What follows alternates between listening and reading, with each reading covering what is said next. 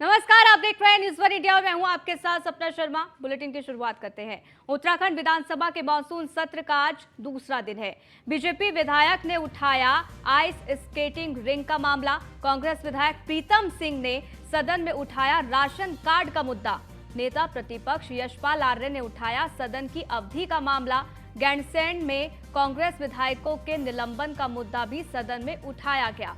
हालांकि राज्य सरकार सदन में आज पेश करेगी अनुपूरक बजट। वित्त मंत्री प्रेमचंद अग्रवाल सदन में अनुपूरक बजट को पेश करेंगे। अनुपूरक बजट के 11,000 करोड़ रुपए के होने का अनुमान है। वित्त विभाग की वार्षिक ऑडिट रिपोर्ट भी सदन में सरकार के द्वारा रखा जाएगा। लेखा प्रत्यावेदन रिपोर्ट को सदन में पेश किया जाएगा। ये बड़ी जानकारी आप तक पहुंचा रहे हैं। हालांकि कौन कौन से मुद्दे विपक्ष की तरफ से उठाए गए हैं, इसकी जानकारी आप तक पहुंचाए। आज अनुपूरक बजट जो है वो पेश किया जाएगा और अपने आप में ये बेहद खास इसलिए होगा क्योंकि लोकसभा चुनाव से पहले का ये है और ऐसे में कहीं ना कहीं साधने की कोशिश यहाँ पर तमाम लोगों को की जाएगी। और इसी बीच सुदीप जैन ब्यूरो चीफ हमारे साथ जुड़ गए, जरा जानकारी उनसे ले लेते हैं।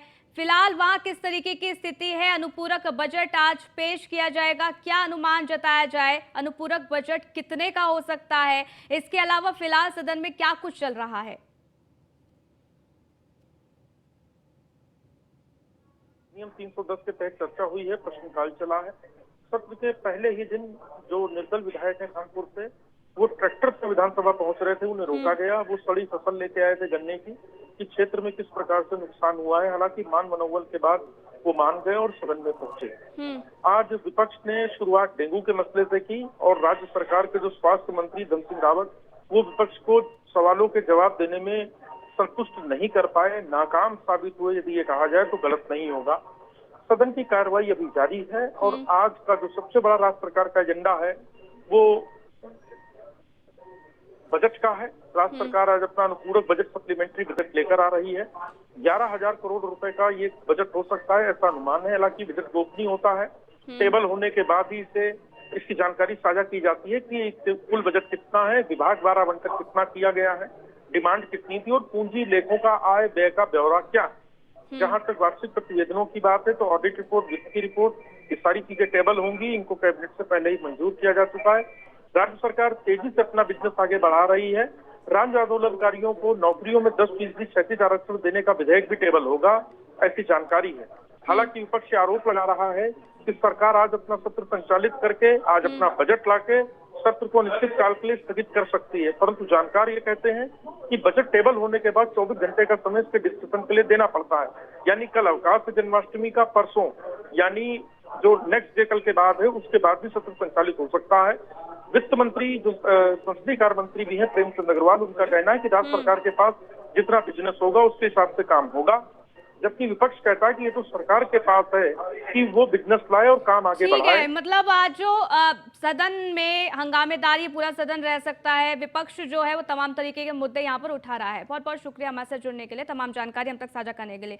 संसदीय कार्य मंत्री प्रेमचंद अग्रवाल ने क्या कुछ कहा है वो आपको सुनवाते हैं। देखिए, आज विधानसभा का दूसरा दिन है। निश्चित रूप से जो हमारे कार्य मंत्रणा समिति की बैठक में जो मुद्दे तय हुए थे, निर्णय हुए थे, उसी के मुताबिक आज हम लोग जो हमारे विधेयक हैं वो प्रस्तुत कर रहे हैं और साथ में शाम को 4 बजे अनुपूरक बजट भी प्रस्तुत होगा।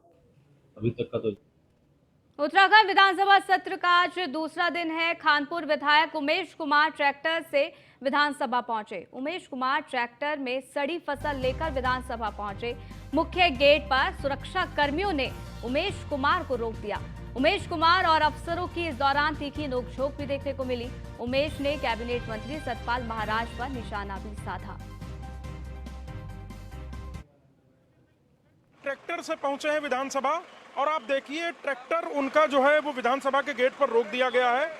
उधर बड़ी संख्या में पुलिस बल है और ट्रैक्टर ऑन कर रखा है। विधायक जी ने सड़ी फसल लेकर आए हैं। इनका कहना है कि मुआवजा नहीं दे रही है सरकार किसानों को। दूसरा, जो मुआवजे की राशि तय की गई है वो बहुत कम है। ये देखिए नाराजगी व्यक्त कर रहे हैं विधायक जी। ट्रैक्टर ना जाने का कारण दीजिए लिखित में। ये विधायक जी हैं जिनकी इस वक्त चर्चा चल रही है अधिकारियों से कि किस अधिकार के तहत ट्रैक्टर सदन के भीतर नहीं जा सकता। वो विधायक भी हैं और ट्रैक्टर उनके नाम पर है। तो ये देखिए उनकी एक चर्चा हो रही है, पुलिस के अफसर हैं, इनसे ये सुरक्षा में लगाए गए हैं, इनसे चर्चा हो रही है कि किस आधार पर आखिर ट्रैक्टर जाने से रोका जा रहा है। ट्रैक्टर इन्हीं के नाम पर है। निर्दलीय विधायक जी से बातचीत करते हैं। सर, आज आप ट्रैक्टर से पहुंचे हैं, फसल आपके पास है, क्या नाराजगी है? ये सुदीप जी सड़ी हुई फसल है। इस फसल को मैं दिखाना चाहता हूँ इस सदन को, इस सरकार को, कि आखिर हरिद्वार जनपद का किसान किस त्रासदी से गुजर रहा है, किस मानसिक अवसाद से गुजर रहा है। उसके पास उसके घर का चूल्हा जलाने के लिए पैसे नहीं है। आज किसान के पास बिजली के बिल चुकाने के पैसे नहीं हैं। आज किसान के पास अगली फसल को बोने के लिए बीज खरीदने के पैसे नहीं हैं। 1100 रुपये बीघा आप मुआवजा दे रहे हैं। 1100 रुपये में तो एक बीघा जमीन की जुताई करने में जो ट्रैक्टर का डीजल इस्तेमाल होता है वो भी नहीं खरीदा जा सकता। 11,000 रुपये प्रति बीघा मुआवजा दीजिए और जो हमारी मांगे हैं वो पूरी करिए, वरना जो है ये संघर्ष जारी रहेगा। क्या किया जाए? आपके यहाँ के जो प्रभारी मंत्री हैं वो सिंचाई मंत्री भी हैं, सतपाल महाराज जी, वो आए भी थे। क्या आपको लगता है कुछ निर्णय हो पाया? आपने कल प्रदर्शन भी किया। सबसे लापरवाह मंत्री हैं, सबसे गैर जिम्मेदार मंत्री हैं। 1.5 साल से मैं उनके आगे हाथ जोड़ रहा हूं कि मेरे क्षेत्र के लक्सर तहसील क्षेत्र के अंतर्गत आने वाले सभी तटबंधों का निर्माण कर दीजिए। मेरी विधानसभा 3 तरफ नदियों से घिरी हुई है, लेकिन उनके कानों पर जू नहीं रेंगती। मैंने जब जल शक्ति मंत्रालय को लिखा कि 180 करोड़ रुपए की योजना हमारे क्षेत्र के लिए स्वीकृत होनी थी, उसके दस्तावेज आपके यहाँ पहुंचे हुए हैं, उसको जल्दी कर दीजिए। उनका जवाब मुझे जल शक्ति मंत्री जी का आता है कि 1.5 साल पहले हमने पत्र लिखा था सिंचाई विभाग को और आज तक वहां से हमें उसका जवाब नहीं मिला है। इससे बड़ी शर्मनाक बात क्या हो सकती है किसी मंत्री के लिए कि 1.5 साल से एक जिम्मेदार व्यक्ति ने उनके सवालों का जवाब अभी तक वापस नहीं दिया। विधायक जी, सरकार कहती है हम किसानों की रक्षा करते हैं, किसानों की आय दोगुनी करेंगे, और ट्रैक्टर ले जाने पर पाबंदी है। मैं यही जानना चाहता हूँ, देखिए कैसे ताकत से उसमें ताले लगाए जा रहे हैं, कैसे पुलिस फोर्स आके घेर कर खड़ी हो गई है। तो ये जो है ये किसान विरोधी नीतियाँ हैं। इससे इनकी मंशा पता लगती है कि कितने किसान विरोधी हैं। मेरा एक किसान का ट्रैक्टर ये रोक कर खड़े हो गए हैं। मैं खुद किसान हूँ, मेरे पिताजी किसान थे, और आज ये हमारे दुख को समझने के बजाय हमारे खिलाफ इतना बड़ा गेट बंद करके चारों तरफ से चाक चौबंद करके पुलिस और यहाँ पर खड़े हो गए हैं कि नहीं साहब आप अंदर नहीं जा सकते हैं। कोई बात नहीं, हमें नहीं जाने देंगे, हम ये फसल लेके अंदर जाएंगे और हम अपना दुख चाहते हैं कि एक बार सदन को और सरकार को पता लगे। निर्दलीय विधायक उमेश कुमार और बहुत ये प्रबल इच्छा से आए हैं कि ट्रैक्टर लेकर ही सदन के भीतर जाएंगे। ट्रैक्टर पर इनके पास खराब हुई फसल है क्षेत्र की, और इनका यह भी इल्जाम है कि जो मुआवजा दिया जा रहा है फसल बोने के लिए सरकार द्वारा, उस कीमत से तो जुताई भी नहीं की जा सकती। आज सदन में बड़ा रोचक ये नज़ारा, बहुत रोचक तस्वीर देखने को मिल रही है। एक और ट्रैक्टर है, दूसरी तरफ पुलिस बल और अधिकारियों और विधायक के बीच नोकझोंक जारी है। कैमरा सहयोगी अंजीत के साथ सुदीप, जैन न्यूज़ 1 इंडिया। विधानसभा के मॉनसून सत्र के दूसरे दिन सदन की कार्यवाही शुरू होने से पहले विपक्ष ने सदन के बाहर अपनी तमाम मांगों को लेकर प्रदर्शन कर माहौल बनाने की कोशिश की। विपक्ष के प्रदर्शन में हरिद्वार ग्रामीण से विधायक अनुपमा रावत ने टिहरी विस्थापितों को भूमि पर अधिकार दिलाने की मांग की। वहीं अन्य विधायकों ने प्रदेश में अतिक्रमण हटाने के नाम पर उत्पीड़न करने का आरोप लगाकर प्रदर्शन किया। कांग्रेस विधायकों ने सरकार पर विपक्ष के सवालों से बचने का आरोप लगाया। देखिए, आज विधानसभा का दूसरा दिन है। निश्चित रूप से जो हमारे कार्यमंत्रणा समिति की बैठक में जो मुद्दे तय हुए थे, निर्णय हुए थे, उसी के मुताबिक आज हम लोग जो हमारे विधेयक हैं वो प्रस्तुत कर रहे हैं, और साथ में शाम को 4 बजे अनुपूरक बजट भी प्रस्तुत होगा। अभी तक का तो एजेंडा यही है। रुकते एक छोटे से ब्रेक के लिए, जल्द हाजिर होते हैं। आगे बढ़ते हैं। नेता प्रतिपक्ष यशपाल आर्य का कहना है कि सरकार सदन में चर्चा से बच रही है। कार्य मंत्रणा की बैठक में सत्र 4 दिन चलने की बात कही गई है। न्यूज़ 1 इंडिया के ब्यूरो चीफ सुदीप जैन ने नेता प्रतिपक्ष यशपाल आर्य से खास बातचीत की है, सुनवाते हैं। सर, आज दूसरा दिन है और चर्चा ये भी है कि आज ही सत्र संपन्न हो सकता है। देखिए, कार्यमंत्रणा समिति की बैठक में 4 दिन का सत्र के बारे में चर्चा हुई है और आश्वस्त किया गया है कि 5 को कंडोलेंस, 6 को अनुपूरक बजट पेश, चर्चा, पारण और चर्चा, और 8 को असरकारी दिवस घोषित किया है। और हमने कहा कि सदन की समय अवधि बढ़ाई जाए। इसीलिए हमने सिफारिश की है कार्यमंत्रणा समिति की बैठक 6 तारीख की सायं को फिर की जाए, जिससे कि आगे सत्रावधि बढ़ सके। और सत्रावसान करने का वजह क्या है? बिजनेस नहीं है। बिजनेस तो पैदा किया जाता है, कई कानून बनने हैं, कई सेवा नियमावली बननी हैं, और आज भी उत्तर प्रदेश की नियमों से, कानून से उत्तराखंड संचालित हो रहा है। तो बिजनेस तो सरकार को स्वयं लाना चाहिए। इनका मकसद है सवालों से बचना, विपक्ष के प्रहारों से बचना, और जो प्रदेश के हालात हैं, आपदा, अतिक्रमण, बेरोजगारी, महंगाई, इनसे इनका ये सामना नहीं कर पा रहे हैं। जो विपक्ष आवाज़ उठा रहा है उसको सुनना नहीं चाहते हैं। इनके पास किसी सवाल का जवाब नहीं है, इसलिए सदन को सीमित कर दे रहे हैं। और ये नियमावली में उल्लेख है कि पूरे वर्ष भर में 3 उपवेशन होंगे और जो 60 दिन अनिवार्य होंगे। इसकी सरासर अवहेलना हो रही है। आज भी हम व्यवस्था के प्रश्न मैं उठाऊंगा, इसमें सवाल करूंगा कि आखिरकार क्या वजह है कि सत्र को अल्प समय में सत्र को समाप्त कर दिया जा रहा है। आज दूसरा दिन है, किन मुद्दों पर आप लोग सरकार को घेर रहे हैं? आज देखिए, आज अतिक्रमण हमारा मुद्दा है, आपदा है, बेरोजगारी है। हमने नियमों के तहत इन सवालों को उठाने जा रहे हैं और सभी माननीय विधायक पूरी तैयारी के साथ सदन में अतिक्रमण के नाम पर जो आज डर और भय पैदा किया जा रहा है, दुकानों को तोड़ा जा रहा है, मकानों को तोड़ा जा रहा है, घर टूट रहे हैं, और जिससे ये सरकार रोजी दे नहीं पा रही है, रोटी दे नहीं पा रही है। लेकिन जो लोग अपना गुजर बसर कर रहे हैं उनको भी ये उनके घरों को अतिक्रमण के नाम पर ध्वस्त कर रहे हैं, दुकानों को। मुख्यमंत्री जी का भी एक बयान आया है कि उत्पीड़न नहीं होगा, अतिक्रमण जो वास्तव में वही टूटेगा। आप कैसे देखते हैं? देखिए, आज माननीय उच्च न्यायालय ने पुनर्विचार याचिका स्वीकार की है। सरकार को इस संदर्भ में पहले ही हमने लगातार कहा है कि इसमें माननीय उच्चतम न्यायालय में इसकी पैरवी होनी चाहिए, मजबूत पैरवी होनी चाहिए, विधेयक आना चाहिए, विशेष सत्र बनाना चाहिए और कानून बनाना चाहिए। लेकिन सरकार बेपरवाह है। सरकार जन सरोकारों से कोई वास्ता नहीं। गरीब, शोषित, वंचित, मध्यम वर्ग, बेरोजगार आज सड़कों पर उतरने को बाध्य हैं, लेकिन सुनने वाला कोई नहीं है।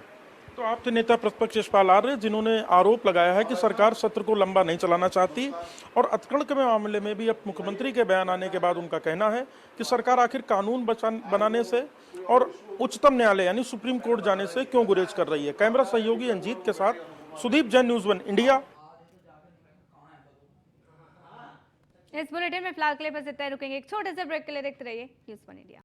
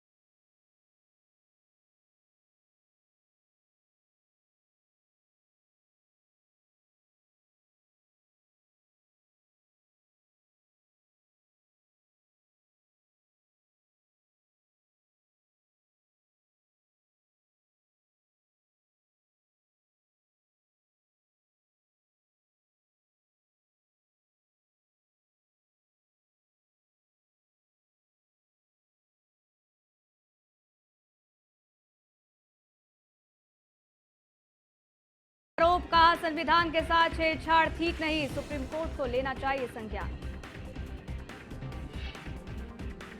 योगी मंत्रिमंडल और बीजेपी के संगठन के विस्तार की चर्चाएं तेज, घोषी के नतीजे पर टिकी संगठन और सरकार की निगाहें, चुनावी नतीजों के आधार पर तय होगा दारा सिंह और ओपी राजभर का कद। आसियान भारत सम्मेलन में शामिल होने इंडोनेशिया जाएंगे पीएम मोदी, पूर्वी एशिया समिट में भी करेंगे शिरकत, आज रात को इंडोनेशिया के लिए होंगे रवाना। G20 शिखर सम्मेलन के लिए भारत तैयार, कल भारत आएंगे अमेरिकी राष्ट्रपति जो बाइडेन, भव्य स्वागत की पूरी तैयारी। बिजनौर में भीड़ का तालिबानी इंसाफ, प्रेमिका से मिलने गए युवक को सरेआम किया बेइज्जत, शादी से इंकार करने पर पहनाई जूतों की माला, न्यूज वन इंडिया वीडियो की पुष्टि नहीं करता।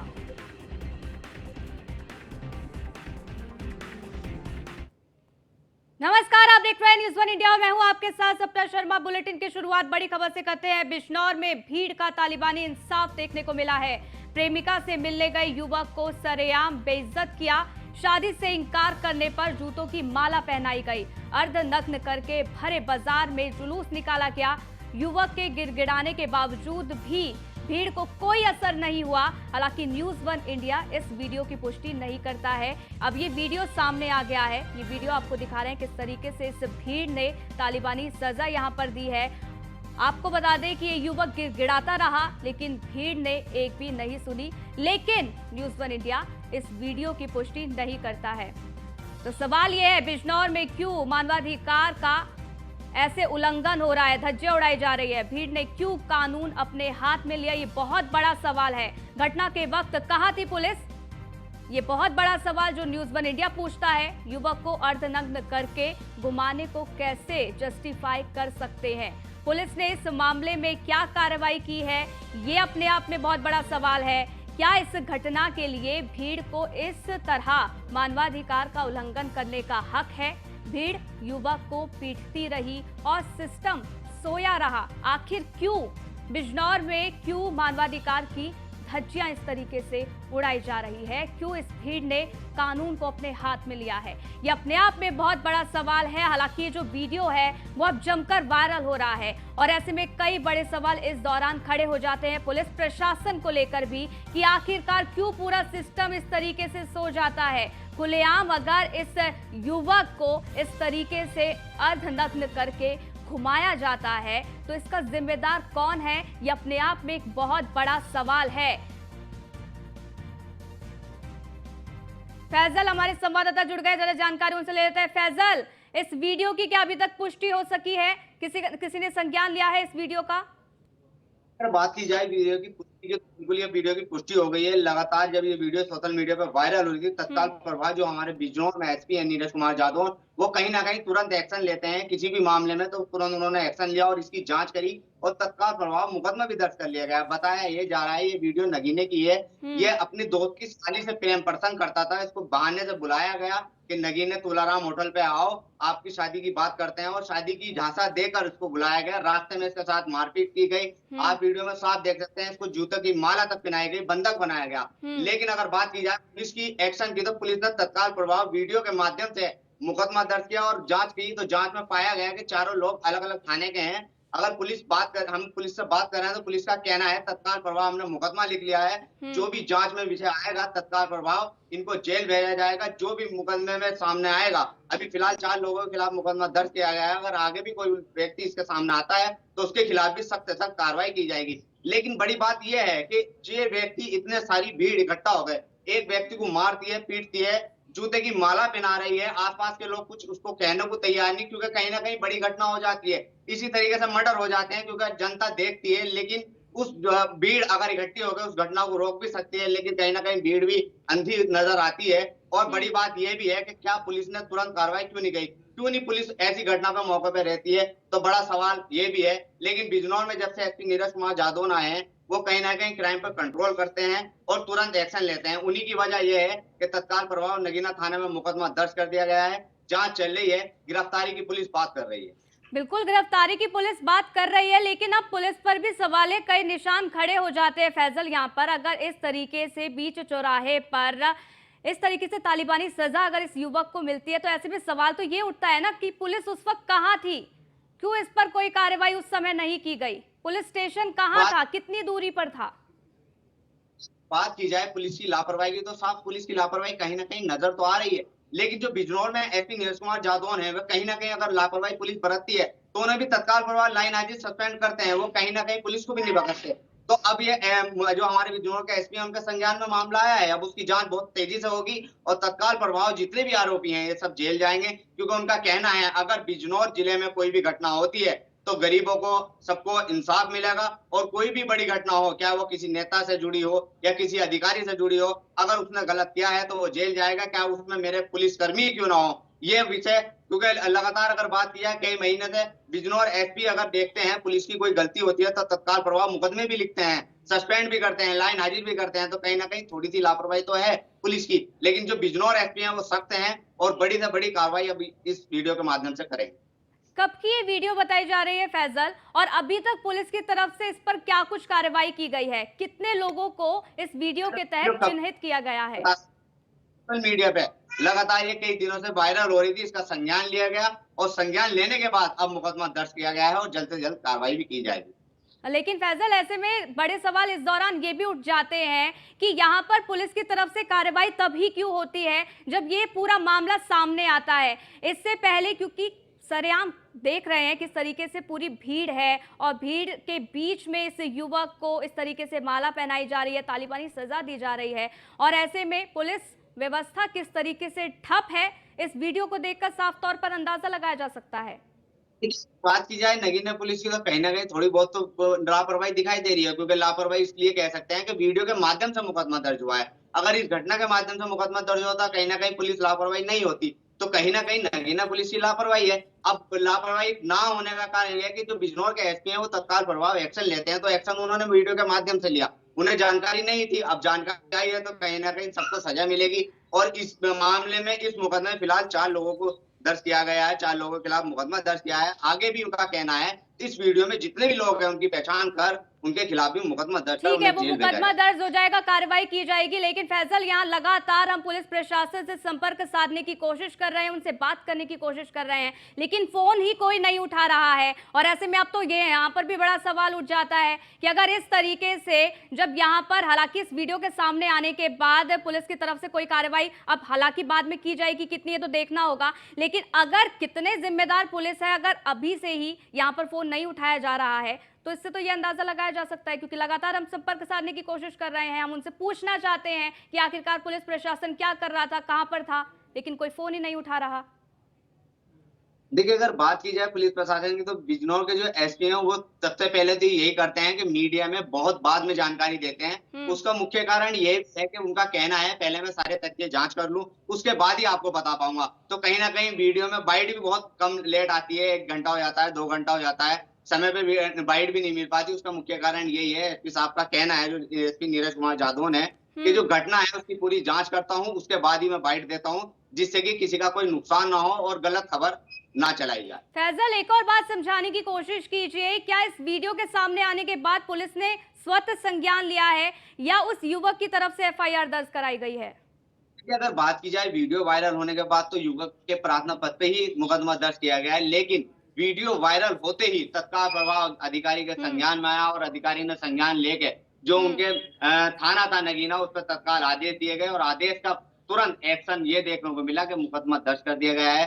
4 लोगों के खिलाफ फिलहाल मुकदमा दर्ज करा गया है। बताया ये जा रहा है कि इसको झूठ तरीके से बुलाया गया था कि आ जाइए आप, शादी कराई जाएगी आपकी। और तुलाराम एक होटल है वहाँ रेस्टोरेंट नगीना में, जो मशहूर रेस्टोरेंट है, वहाँ बुलाया गया था, लेकिन इसको ये तुलाराम रेस्टोरेंट तक पहुंचा भी नहीं, रास्ते में रोका, मारपीट की गई, मालाएं पहनाई गई, इसको बंधक बनाया गया। तो कहीं ना कहीं वीडियो वायरल के बाद एक्शन हुआ है। पुलिस ने अपनी तरफ से तो कोई एक्शन नहीं करा, लेकिन कहीं ना कहीं ये भी कहा जाता है कुछ घटना ऐसी होती हैं जो वीडियो के बाद ही सामने आती हैं, वरना पता भी नहीं चल पाता। क्योंकि ये लड़का गया था तो मिलने चोरी से, तो वो खुद सोच रहा था कि क्या नाम है, मामला दबाया जाए, मामला ना पता चले, क्योंकि हर लड़का हो या लड़की हो यही चाहती है परिजनों को ना पता चले। लेकिन कहीं ना कहीं जब सोशल मीडिया पे वायरल हुआ मामला तो उसने भी देखा कि मेरे साथ मारपीट हुई है, तो जो इन्होंने मेरे साथ गलत किया है इनके साथ भी गलत हो, तो कहीं ना कहीं प्रार्थना पत्र लड़के द्वारा लिया गया है। और जो नगीना पुलिस है वो कह रही है अब जांच का विषय है, जो भी इसके सामने आएगा वीडियो के आधार पे उसको